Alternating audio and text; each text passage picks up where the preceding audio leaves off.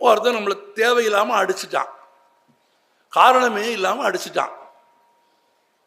அவனை தண்டிக்க விரும்புறீங்க, வள்ளுவர் சொல்லிட்டாரு அப்படின்னு அவனுக்கு ஒரு நன்மை செய்கிறீங்கன்னு வச்சுக்கோங்க. அவன் என்ன நினைப்பான், இப்போ தான் தூக்கி போட்டு மிதித்தோம், இவன் திரும்ப வந்து கும்பிடுறானே, மறுபடியும் மிதிக்க சொல்றான்னு மிதிப்பான்.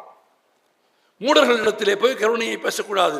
வள்ளுவன் நுட்பமாக சொல்கிறான், எவன் நீ நன்மை செய்தால் நாணுவானோ, நாணுகிற அளவிற்கு எவனுக்கு புத்தி இருக்கிறதோ அவனுக்குத்தான் நன்மை செய்ய வேண்டுமே தவிர, எவன் நாணமற்றவனோ அவனுக்கு நீ நன்மை செய்ய வேண்டிய அவசியம் இல்லை.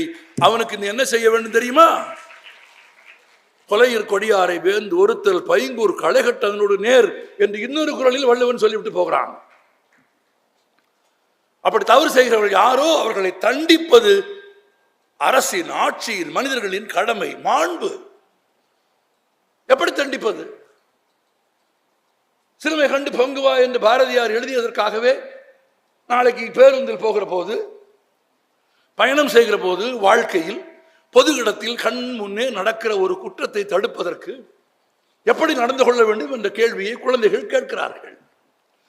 கண்ணை மூடிக்கொண்டு தவறு நடந்த இடத்தில் நீ தவறை எதிர்த்து போராடு என்று நான் ஒருபோதும் சொல்ல மாட்டேன். நான் அப்படி சொல்ல மாட்டேன். மிக மிக முக்கியமானது வள்ளுவன் கற்றுக் கொடுக்கிறான்.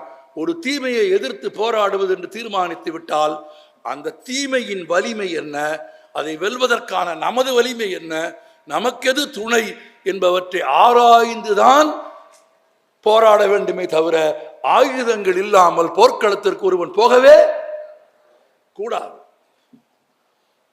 உரிய தயாரிப்புகள் இல்லாமல் பௌதிக ரீதியாக, மன ரீதியாக, அறிவு ரீதியாக உரிய தயாரிப்பு இல்லாமல் அநீதிக்கு எதிரான போரில் போய் நின்று அடி வாங்கி கீழே விழுந்து விடக்கூடாது. தன்வலி,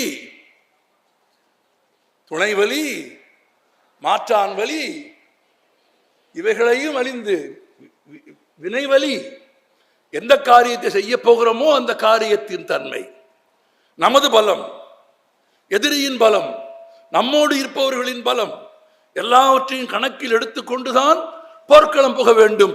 அப்போது போர்க்களம் புகுந்தால்தான் வெற்றி நிச்சயம். சிறுமை கண்டு எதிர்ப்பது என்பது தெருவிலே போய் சண்டை போட்டு சமூக விரோதியாக ஆவது அல்ல. சிறுமை கண்டு பொங்குவது என்பது சிறுமைகளுக்கு எதிராக ஒரு சமூகத்தை உருவாக்குவது.